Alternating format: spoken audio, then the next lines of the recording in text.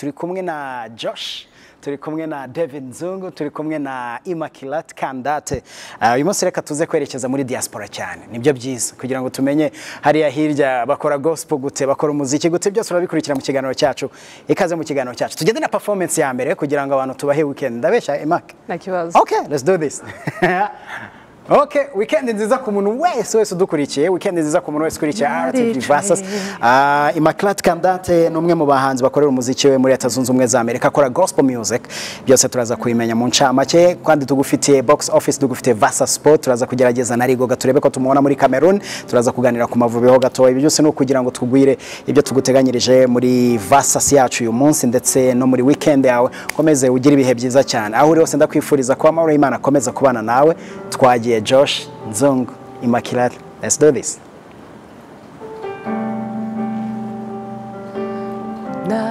Naricaye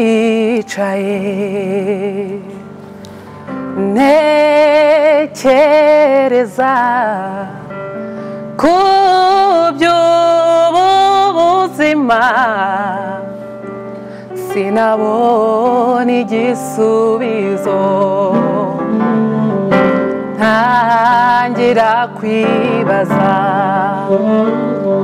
ese mbeshejweho n'iki, umwuka wo mumeka mbese wo ugengwa nande, subije amaso inyuma ntekereje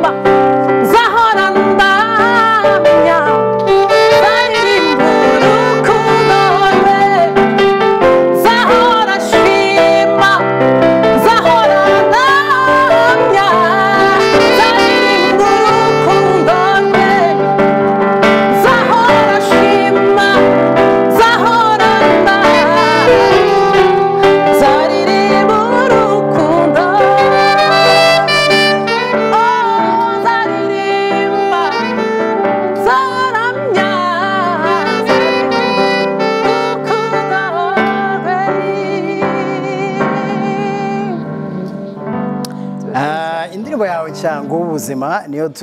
tunatangiriyeho. Thank you Josh, thank you David, urakoze cyane. Ni weekend nayo mpamvu twateguye ibintu byose kugira ngo tugufashe weekend ikomeze igende neza. Urugendo rw'umuntu afite ahantu rutangirira, nanjye mafite ahantu natangiriye, Josh na Dave baba bafite ahantu batangiriye. Reka tuganire gutangira kwawe muri gospel, reka tukangire tuvuge kuri gospel music, ariko by'umwihariko Kandate yatangiriye muzika ye hehe, kubera iki yahisemo gospel kandi ashobora no gukora izindi njyana? Muzika yanjye nayitangiye ndi umwana mutoya. Icyo gihe nari muri Congo, kuko niho navukiye. Hanyuma rero kubera nakuriye muri family y'abantu bakunda gusenga, hanyuma abasista banjye n'aba brothers banjye bahoraga bari kuririmba, bakunda kuririmba. Nibuka ko papa yari yarabaguriye ibyuma byo gukoresha kugira ngo babashe kubafasha mu bijyanye n'amajwi. Hama ngakomeza ndi kumwe nabo baba bari muri practicing nkaba ndi kumwe nabo uri ruhanda aho ndi ruhanda aho ngaho ndi umwana muto cyane byagira no ku cyumweru ugasanga banshize ahantu gutya imbere kugira ngo mbashe kubafasha kubera ko nyine babonaga ari ibintu nkunda hanyuma kubera guhora ndi kumwe nabo bacuranga baririmba naho ngaho byatangiriye kugeza ubwo naje kuza mu Rwanda ngeze mu Rwanda cyane cyane impano yanjye naje kubona koko ko ari impano yanjye gena ndi ku ishuri ndi muri interna hanyuma rero twatangiye turi mu kigo hari umwana umwe uzi ko ndirimba ndi ku munsi umwe ahita yandika agapapuro turi muri service ku ishuri nyine ahita arandika ngo Immaculate ngo aze kuturirimbira avuga n'indirimbo ndibuze kuririmba birantungura ndavuga nyine kubera nyine hari abanyeshuri nta kundi nari kubikora mpita ndahaguruka ndaririmba aho ngaho niho abantu nyine bahise batangira kubona ko ari impano yanjye hanyuma umunsi umwe umuntu umwe aranyegera arambwira ati Immaculate uririmba neza kandi cyane ariko iyo abaruza kuba ufite indirimbo zawe byari kuba ari akarusho izo uririmba n'iz'abandi indirimbo uririmba n'iz'abandi ariko wakoze akantu basi uzagerageza no kwandika indirimbo imwe yabimbwiye gutyo namaje kuva ko ari ibintu bisanzwe ariko nyuma nza kubitekerezaho numva ari nk'ikintu ashize ku mutima ndavuga waye ndashobora kugerageza kwandika indirimbo hashize nk'iminsi 2 ndatangira ndayandika mpamagara wa mwana uzi ko ndirimba ndambwira sasa ngiye kwigisha indirimbo wumve ko rimeze niba ari indirimbo nyine mva twazayiririmba ariko sinshaka abandi bayumva ariko umva yari ikintu cya mbere wumva nyine ko ufite ubwoba wenda atari na cyiza hanyuma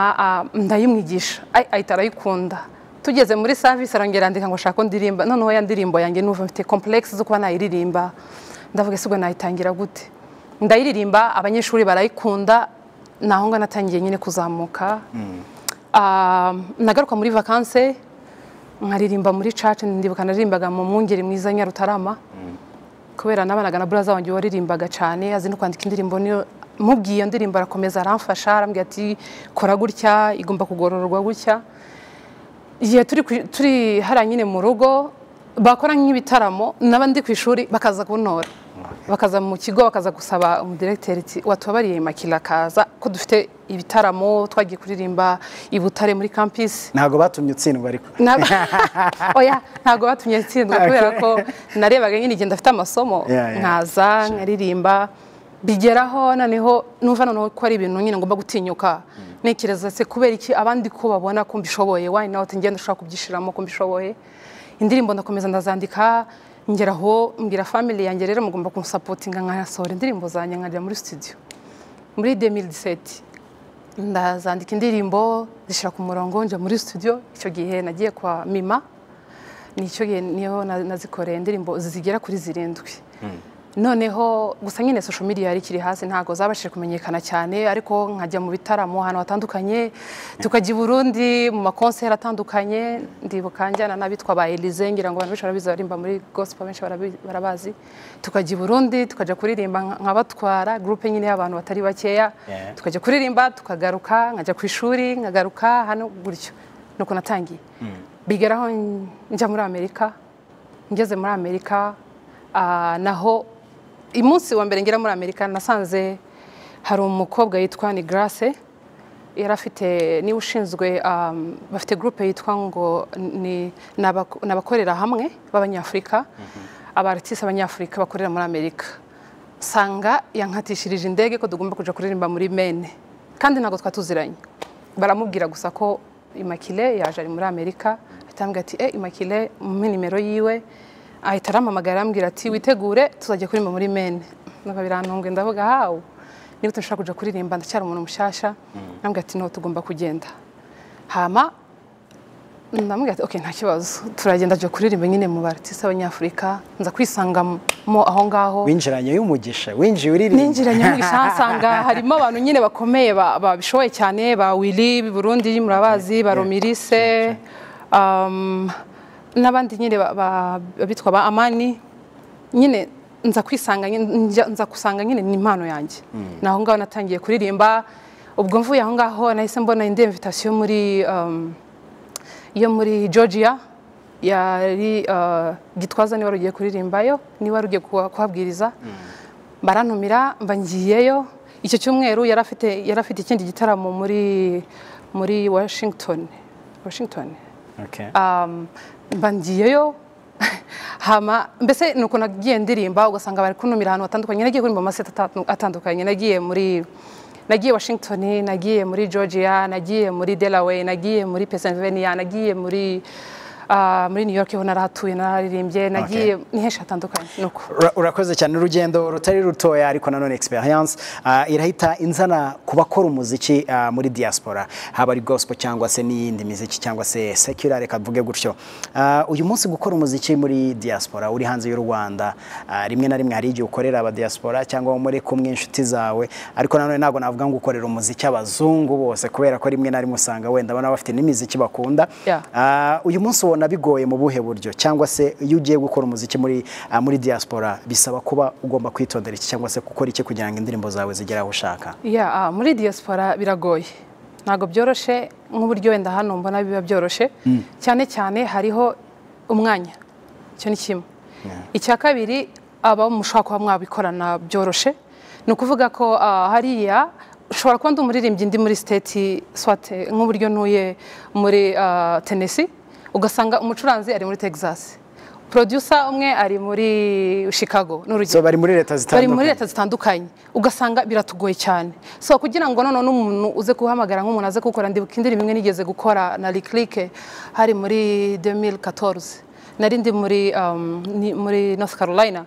ndamuhamagara aba muri state yiwe araza biba ngombwa ko ugomba kuza ugomba kumutegera ukamugaburira yes nkamugaburira nkamenya ibyo akeneye byose aho ngaho kugeza umunsi project izarangira agasubirayo so ntago biba byoroshe biragoye so niyo mpamvu usanga akenshi n'ibintu byinshi tuba twumva twifuza ko twabikorera hano bitewe n'umwanya wenda umuntu yagira chance wazana muri vacances kumva ko ugomba guprofita ukabikora uri hari ariko kurikira gospel yacu kurikira gospel y'u Rwanda y'abahanzi b'abanyarwanda hano mu Rwanda nubwo uri muri diaspora nubwo uri hanze y'u Rwanda uyu munsi ubona dufite ubuhe bukungu cyangwa se dufite izihe mpano muri gospel music y'u Rwanda gospel music y'u Rwanda iteye imbere kambivuge gutyo kubera ko ngereranyije na hariya wenda abanyafrika uko dukora umuziki hariya hano bateye imbere cyane usanga n'indirimbo nyinshi za hano za gospel nizo dukoresha hariya usanga abahanzi ba hano kubera ko bakorera hamwe aba producer bari hano ibintu byose bakeneye babihari so bikaborohera nuko ngo indirimbo iyo ari yose isohotse uyu munsi ejo turatwayimenye twese kandi bibana ngombwa ko tugomba kuyiga kugira ngo ariyo tuzakoresha mu churches zitandukanye na social media yaraje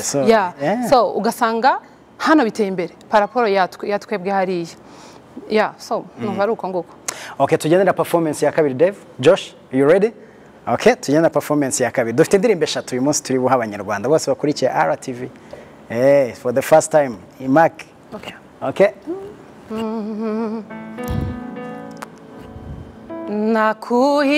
Nakuhitaji roho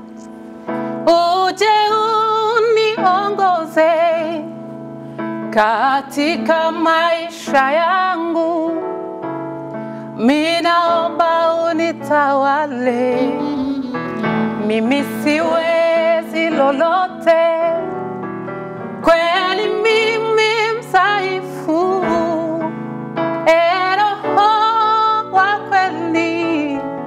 shuka na uongoze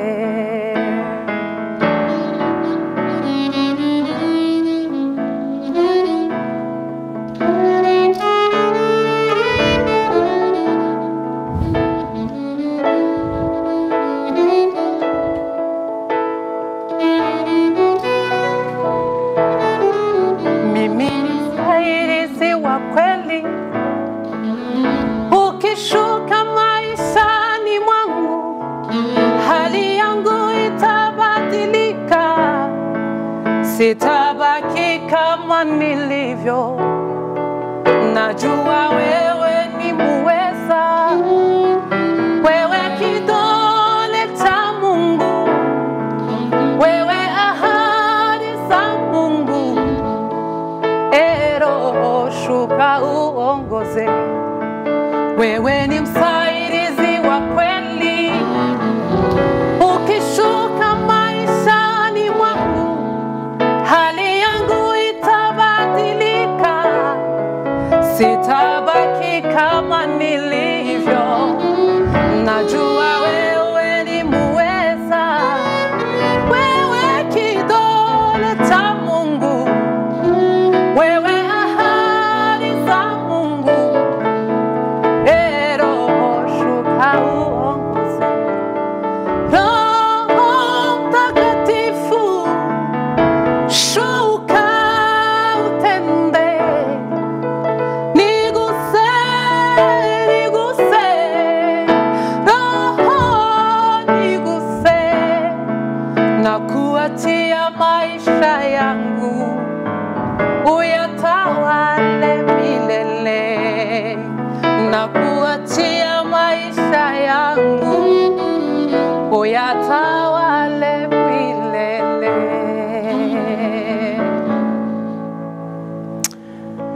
Gospel music mu Rwanda imaze gutera imbere ariko no muri diaspora imaze gutera imbere kubera ko hari abahanzi benshi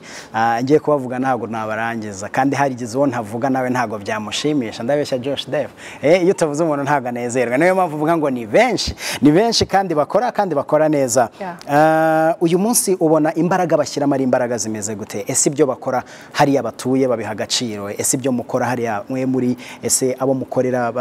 iyo muteguye nk'ibitaramo barabitabira usibye ko dufite wenda na COVID-19 wenda ntago duheruka ibitaramo ariko ubona wenda agaciro barakabereka bakabashimira bakababwira ko ibyo mukora ari byiza cyane pe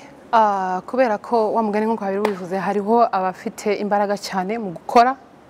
kandi gusa nyine nk'uko twari tubivuze ko hari biba bigoye cyane gutegura n'ibitaramo nk'uko bikwiriye ariko kandi mu by'ukuri baragerageza kandi ndetse ubona na feedback ziva mu bantu aba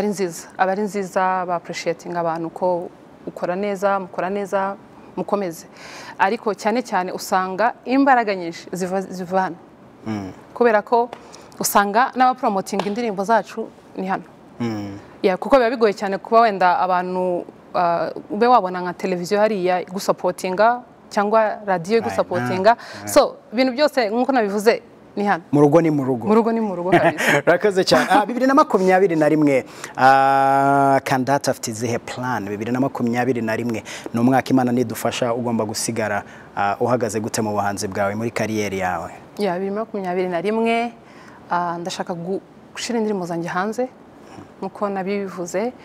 nabitekereje ko ngomba mu gihe naje hano ngomba guprofita wa mugani nkuko nabivuze kuva kare ngashira indirimbo zanjye hanze mfite umwanya mfite abo tugomba kuba twafatikanya babishoboye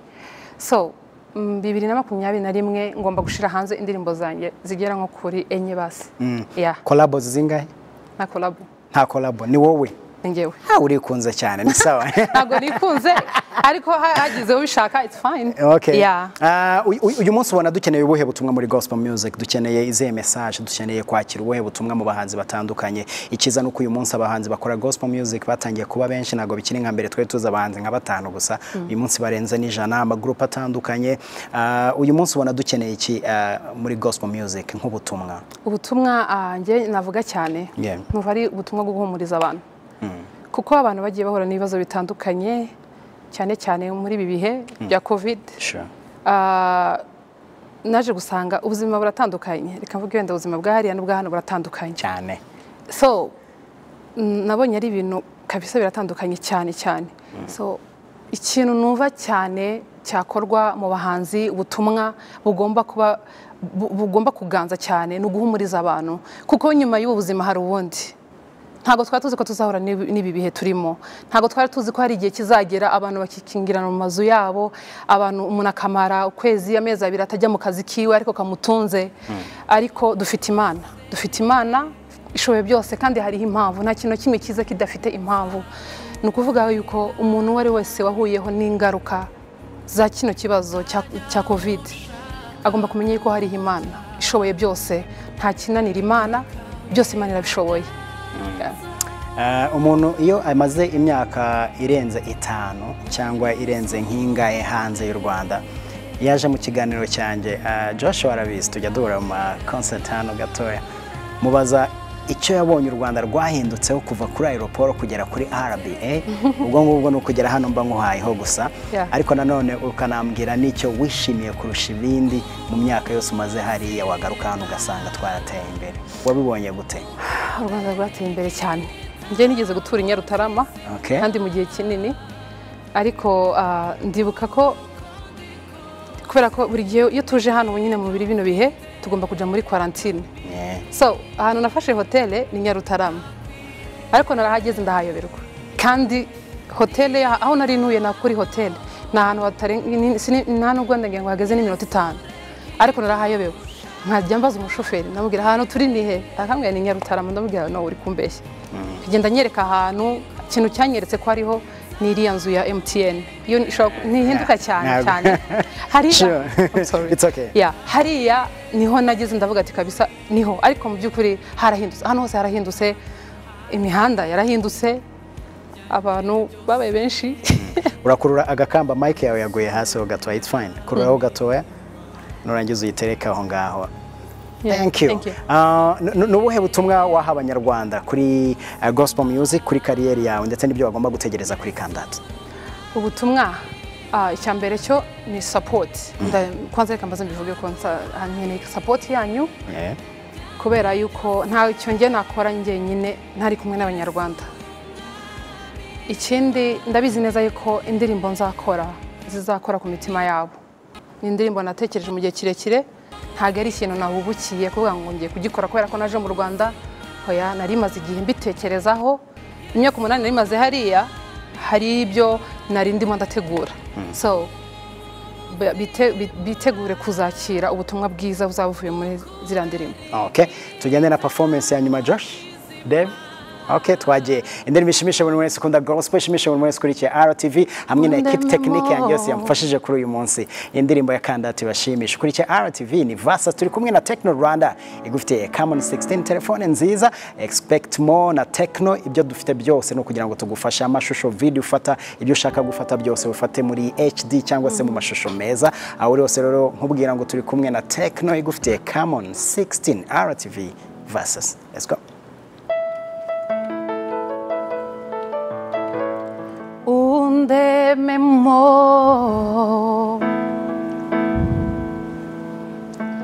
umutima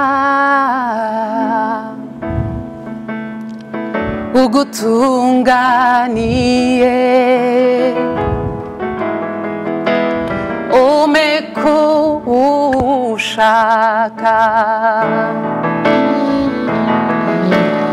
umutima ndakinguye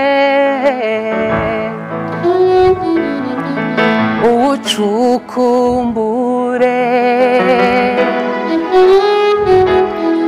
umekubushaka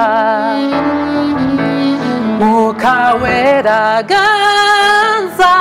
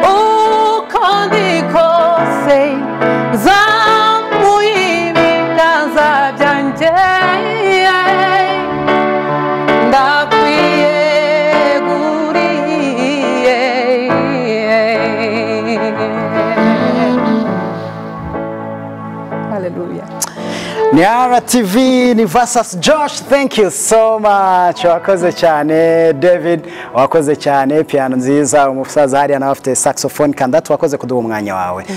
Nusubira uzasubire y'amahoro kandi ibyo wateganyije cyangwa se uteganya gukora guha abanyarwanda uzabikore bigende neza cyane.